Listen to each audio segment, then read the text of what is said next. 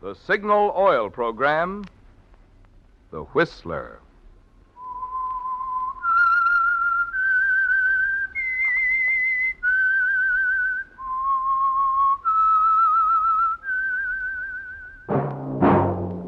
That whistle is your signal for the Signal Oil Program, The Whistler.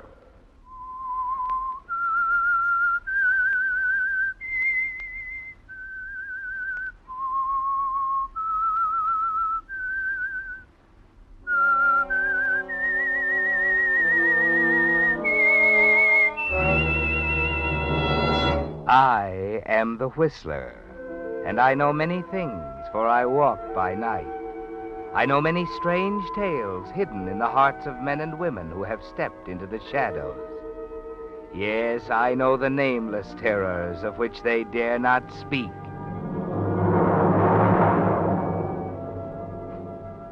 Yes, friends, it's time for the Signal Oil Program, The Whistler, rated tops in popularity for a longer period of time than any other West Coast program in radio history. And Signal gasoline is tops, too, tops in quality.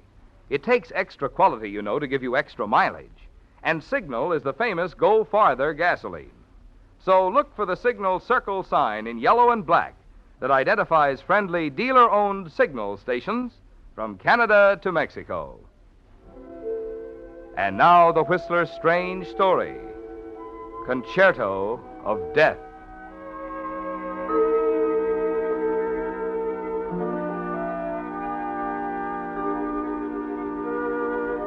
For the audience gathered at Symphony Hall, it was a beginning, the start of a promising career for a brilliant young violinist. But for the tall, angular musician spotlighted in the center of the stage, it was an ending, the final triumphant movement of a life's concerto that had opened with a melancholy theme, progressed through a somber adagio, and was reaching its climax now, tonight, in the glittering atmosphere of the concert hall.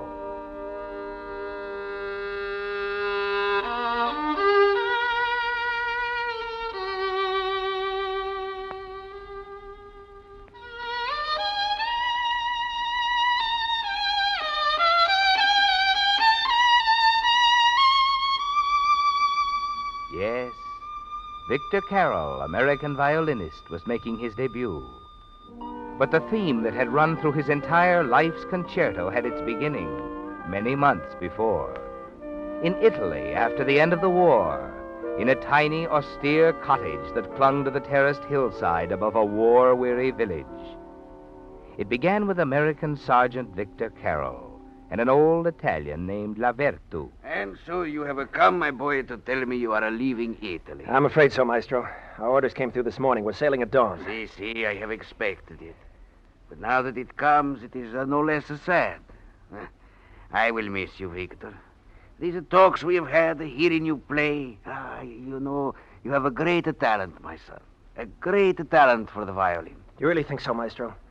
With so little time to practice, my fingers have been all tied up in knots. Oh, that is nothing. And to prove the confidence I have in you, I will show you something. Something very few people have ever seen. You wait, you see. It's a plain black wooden box. But when I open it, there, you look. It's Stradivarius? Stradivarius. No, my boy. An Amati, then? No, not Amati. It's a finer violin even than Amati or Stradivarius. But... Del Gesso. This is a Del Gesso. Del Gesso? Why, that's impossible. There are only a few in the world. There's one at the museum, Genoa. I saw it. See, but this is another Del Gesso. It has been a treasure of my family all of these years. My great-great-great-grandfather, Del Gesso, made it for him when he was only a child. Maestro, would you allow me to... Play it? Yes, my boy. I want you to play it. Careful, eh? There, now. No, wait. Oh, not that kind of music for this violin. No. Here, let me show you. There, inside, you see. It is marked leggero, soft, light. Del Gesù made this violin for a child. It's meant for a lullaby, like a Brahms lullaby. You listen.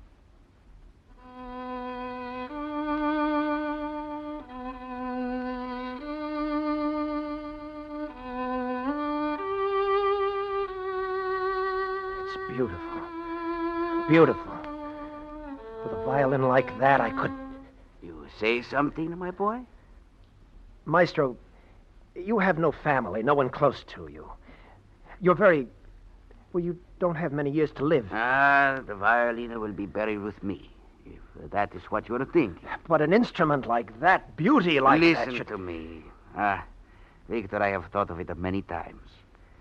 I will leave my Del Gesù for the whole world to enjoy, I have said to myself. But they would only put it in a museum. They would place on it a price. The value of music, measured in dollars. No. I've protected with my life.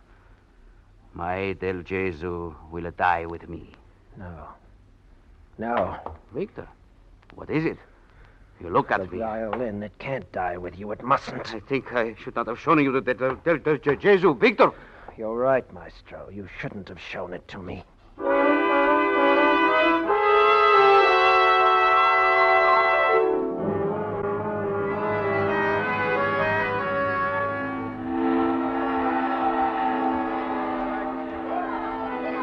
Next.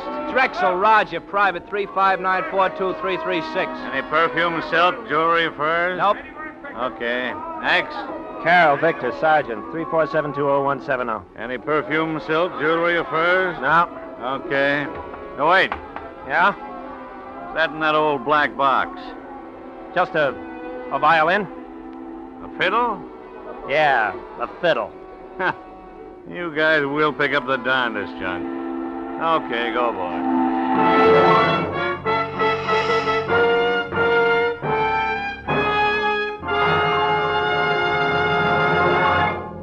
With the prologue of Concerto of Death, the Signal Oil Company brings you another strange story by The Whistler.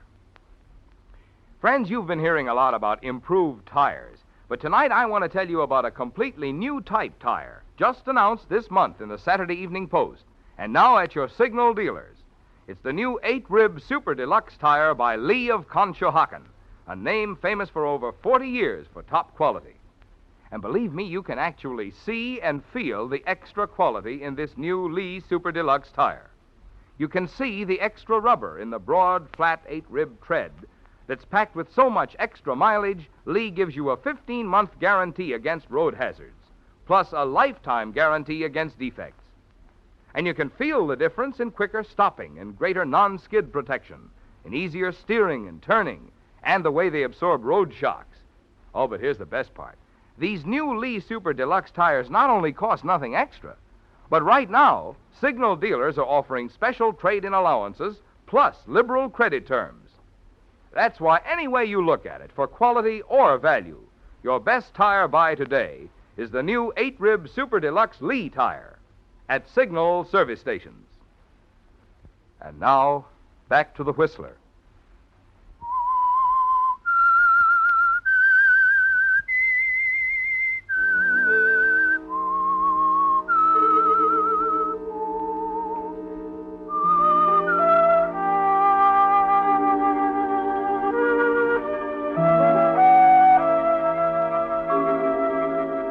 The Italian theme of Victor Carroll's life concerto ended as he walked up the gangplank and stared out across the silent water that reached white-capped fingers toward the United States. But the second movement was not long in beginning. No, Victor. The first notes were struck as you walked out of the Army Separation Center and saw a familiar face focused on yours. Your wife, Peggy. And you wonder how you'll explain the priceless Del Gesù you carry in the little black box. Vic, over here! Oh, excuse me. Take it easy, man. Now, pardon me. Oh, Vic. Hello, Peggy. Hello, Vic. Oh, darling, I'm so glad you're back. I was afraid you might not recognize me. That you might have changed. What are you talking about? Oh, it's been a long time, Vic. And I love you even more than I did. Oh, Vic, I'm so happy. Peggy. Yes, darling. Peggy, I have changed. You... Well, Vic, what do you mean? My fingers are stiff. I've hardly touched a violin. I've forgotten everything I knew about playing. Oh, is that all? Come on, let's get out of this crowd. It'll come back to you, darling. In a few weeks, you'll be better than you ever were. And besides, I got a surprise for you. Oh, I wasn't going to tell you until we got home, but... Vic, remember that room in the attic where we used to store trunks and things? Uh-huh. Well, I had it made over into a studio. You won't even recognize it. They put in a big window that looks out over the ocean. You'll be able to practice there and nobody'll bother you. It'll be all yours. Well, Vic. Sounds wonderful, Peggy. Oh, darling, we'll be so happy now. You'll have your music and I'll have you. Nothing else can come between us ever. Now, let me help with your things. How about this black box? Can I carry it? Yes, Peggy. You can carry it.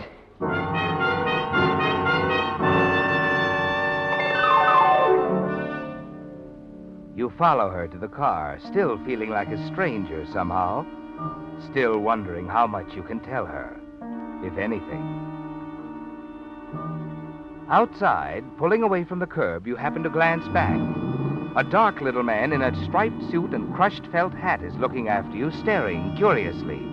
You're certain you've seen him before, but you're not sure just where. You twist around in the seat to get a better look. But Peggy swings the car around a corner, and he's lost from sight. Everything all right, dear? Yeah. Yeah, sure. Everything's fine.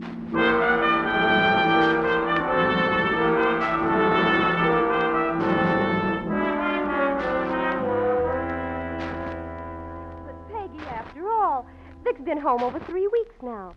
We've asked you over several times. Clint's so anxious to see him, and, well... Yes, I know, Lisa. Is something wrong? Is Vic mad at us? Have we done No, anything? no, it's... Well, Vic hasn't wanted to see anyone or be around anyone. I guess it's the war. Something that happened over there. We've got to give him a chance to come back to us. Of course, dear. Vic? Yes. Oh, it's lovely. He plays up there for hours, alone like that. I told you I built a studio for him in the attic. Mm-hmm. Lisa, I'm afraid I just don't understand him. You poor kid. And you know, it's funny. But I've never been inside the studio since he came home. What's he hiding up there? The stolen crown jewels or something? Oh, someday Vic will come out of whatever's bothering him. Then I suppose we'll all have a good laugh about it. Of course, dear. I'm sure we will.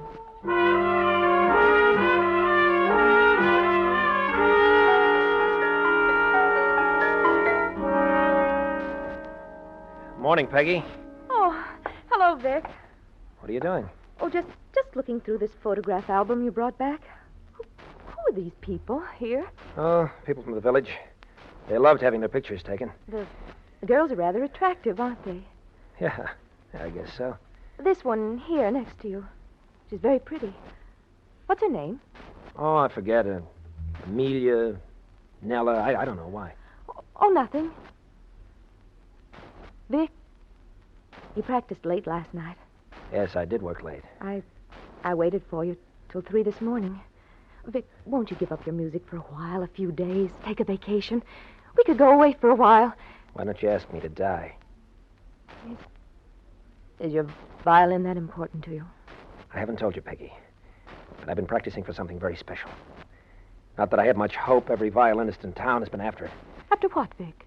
Dr. Kruvitz announced he's going to play the Max Bruch Concerto in G minor at the opening concert of the season. And he's going to use a new young violinist. He's heard you play? No, not yet, but he will. You see, they've had auditions for a month, and the board finally narrowed it down to 6. Kruvitz will make the final choice next week. Oh, Vic.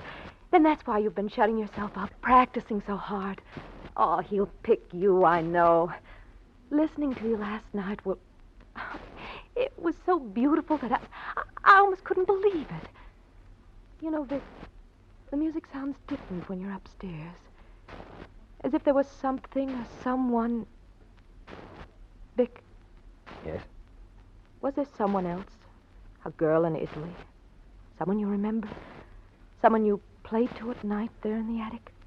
Oh, I know it may be foolish, but sitting here alone night after night, nothing to do but look at the window. Vic, I'd like to know... Look out the window now, Peggy. Please, Vic, I'm asking you something. No, there across the street, a little man in the striped suit. You see him? I noticed him the day we drove away from camp. A little man? He's gone. Vic, don't try to throw me off. Answer my questions. Tell me what happened in Italy, won't you? And the black box. What about the black box? What's in it, Vic? Tell me, please. Is it keepsake memories of her? Vic, where are you going? Upstairs. No. No, Vic. You can't just walk out every time I ask you something. I won't let you. Let me go, Peggy. Vic, I want to come into your studio, listen to you play. I want to share, Vic, whatever it is. There's nothing to share, Peggy, nothing at all. I'm working. I audition for Kruvitz tomorrow, you know that. I'm coming upstairs with you, Vic. No. No, you're not, Peggy. You're going to stay down here. Because if you ever go into that room, I'll leave you. Did you hear me, Peggy? I'll leave you.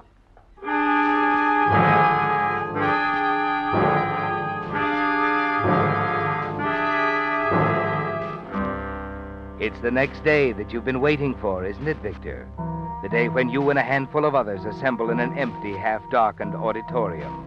Wait around in the wings until Dr. Kruvitz is ready to hear you play. You become more and more nervous as the hours go by, listening to the others one by one as they step out on the stage to play for Kruvitz. Then, finally... I'm sorry you've had to wait so long, Mr. Carroll. That's all right. I don't mind. Dr. Kruvitz has a bad habit of forgetting all about time. I hope waiting here hasn't made you nervous. No, it's all right. See, I've been waiting years for an opportunity like this anyway. Of course. Well, if you want to take your violin and step out on the stage with me, sure. I'll introduce you to him. It's him. Oh, well, Dr. Kruvitz does look rather formidable. No. But don't worry. No, not Dr. Kruvitz. The little man in the striped suit at the back of the theater. What are you talking about? I don't see anyone. He ducked back into the shadows.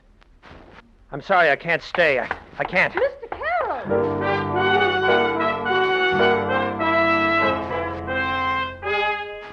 No, Victor, you can't wait. You remember now, don't you, where you first saw this strange little man in the striped suit? It was in Italy, at Maestro Lavertu's. You're certain of it. But you hurry home to look in the photograph album and make sure. Yes, there it is. The same round, dark face staring up at you from the photograph. His name comes back to you now, Dino Brovelli. You saw him many times at Lavertu's place. I'll get it, Vic. No, wait, Peg. Dr. Kruvitz. Well, do I just stand here or do you ask me in? Well, of course, come in. So you are the young man who is so impatient. The young man who cannot wait, not even for Kruvitz. Well, I don't blame you. And who is this? Oh, excuse me. This is my wife. Dr. Kruvitz. You, my dear. So you're married. I approve of marriage. Well, why did you run out on me, Carol? Come, an explanation. Well, it's just... I know. You heard others playing, and you were nervous. Well, a good musician should be nervous. Perhaps even you felt inferior to some of them. A good musician should be humble. And perhaps you were angry with me for making you wait so long. Well, a good musician should have fire. So, you may be a good musician. We shall find out. Get the fiddle. Come, get the fiddle. Wait, here, right Of now? Of course. Why do you think I come? I'm a thoughtless old man. I do things stupidly. 6 musicians all at once, one after the other. Ah, such noise. Who could play? Who could sound well? But here, perhaps, one of them will play and will sound well. Huh, Mr. Carrot?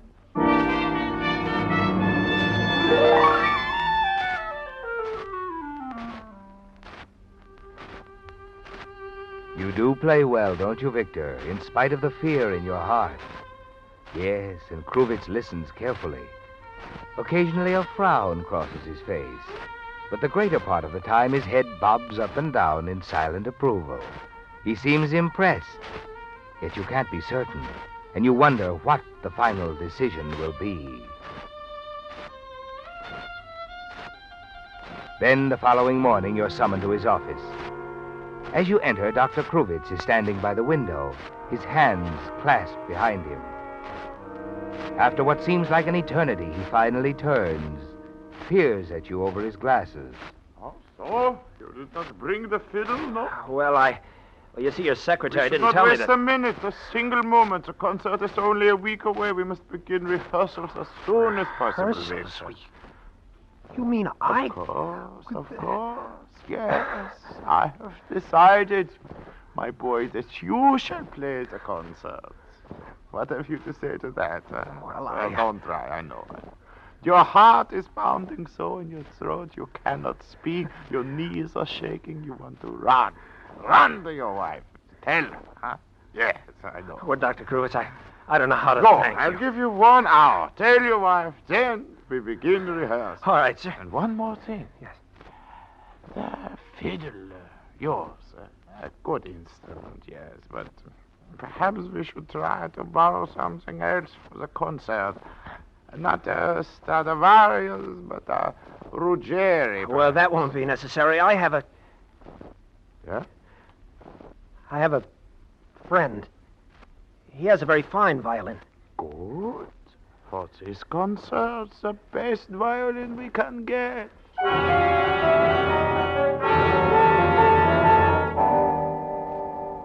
You're a little sorry you mentioned the violin to Kruvitz, aren't you, Victor? But at that moment, nothing mattered. You forgot about the Italian village, La Vertu's murder, and the mysterious dark-skinned little man in the striped suit. No, nothing mattered.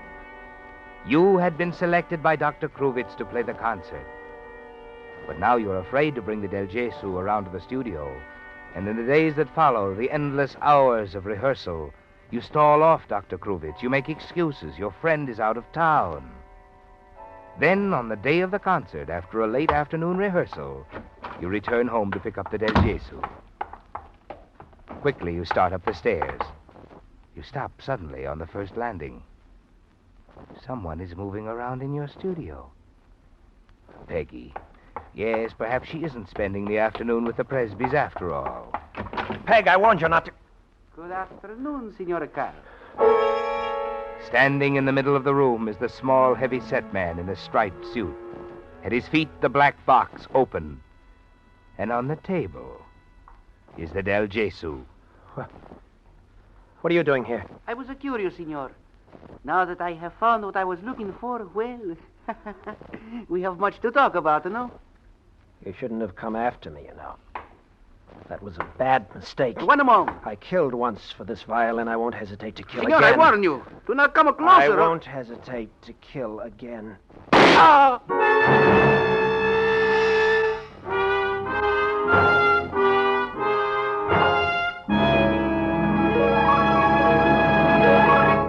The Whistler will return in just a moment with a strange ending to tonight's story. Meantime, here's good news. Brand new, up-to-the-minute road maps have just arrived at signal service stations in time for your summer trips. And friends, pardon my enthusiasm, but these new signal maps are without a doubt the finest I've ever seen. Prepared by Rand McNally, they have all the latest road changes and conditions, as well as many places of interest not included on ordinary maps. Jumbo in size and printed in full colors, they're easy to read and have the new accordion fold for easy handling. In addition, these new signal maps have handy extra features, such as enlarged sections of metropolitan areas. Also, a radio log showing where on the dial you'll find your favorite programs as you travel. Plus, a Western States mileage chart and a list of interesting places to see. Yes, Signal Oil Company has gone all out to bring you the finest road map obtainable. And now they're yours for the asking at any Signal service station. Now, back to the Whistler.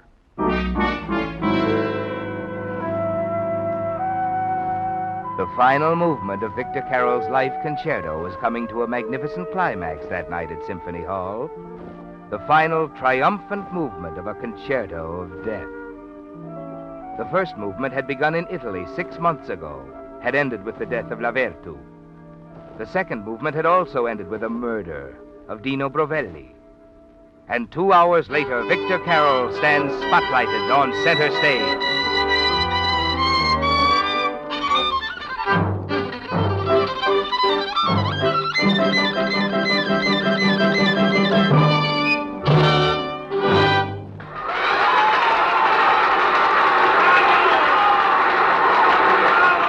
Yes, the concert was a triumph, Victor.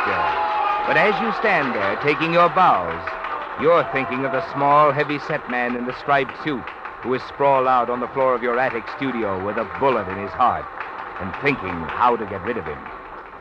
You hurry out of the hall, the applause still ringing in your ears. Sending your wife and friends on ahead to the reception, you hurry home alone. As you slip the key into the front door, 2 men emerge from the shadows beside you. Mr. Carroll? What do you want? Lieutenant Paul, FBI. Been waiting for you. Shall we go in? I don't understand. What's wrong? You mind if I take this? My violin? Yeah. Uh-huh. I think this is what we're looking for. This and a gent named Dino Brovelli. Brovelli? Look, Mr. Carroll, we know you spent a lot of time in Italy. Made a lot of friends there. People like this guy, Brovelli. No, I don't... Not that I blame you. Probably didn't know too much about him. Naturally, when he showed up here... I don't even know what you're talking about. Sure. So you're trying to help this guy out. But you're not being very smart. Brovelli is wanted by the Italian police for murder. Murder? They say he killed a man named Lavertu. To get this violin, he's trying to sell you. What? Yeah. Now, our immigration department would like to have a little chat with him, too. Maybe you didn't know about that either, huh? Now, look, Lieutenant. Oh, it won't wash, Mr. Carroll. One of our boys saw Brovelli come in your house late this afternoon, and he hasn't come out. So, play it smart, huh? Call him out. We have orders to search your house and find him. Well, what do you say, Mr. Carroll?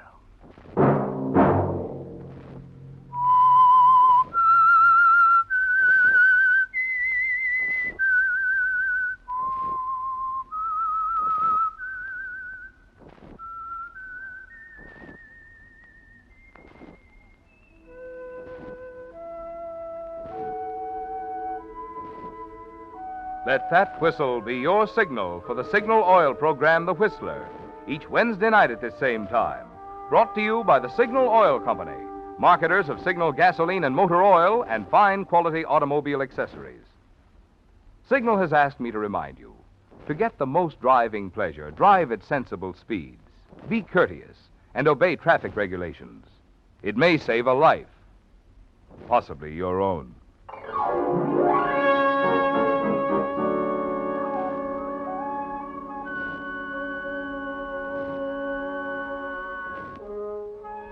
Featured in tonight's story were David Ellis and Gene Bates. The Whistler was produced by George W. Allen, with story by Frank DeFelitta and music by Wilbur Hatch, and was transmitted to our troops overseas by the Armed Forces Radio Service.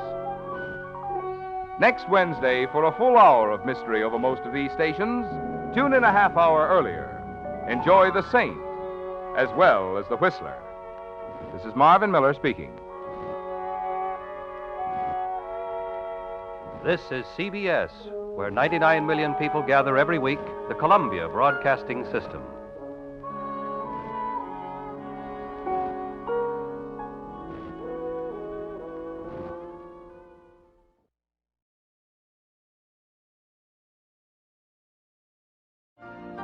You've been listening to the OTR Gold Network. Find more classic radio at otrgold.com.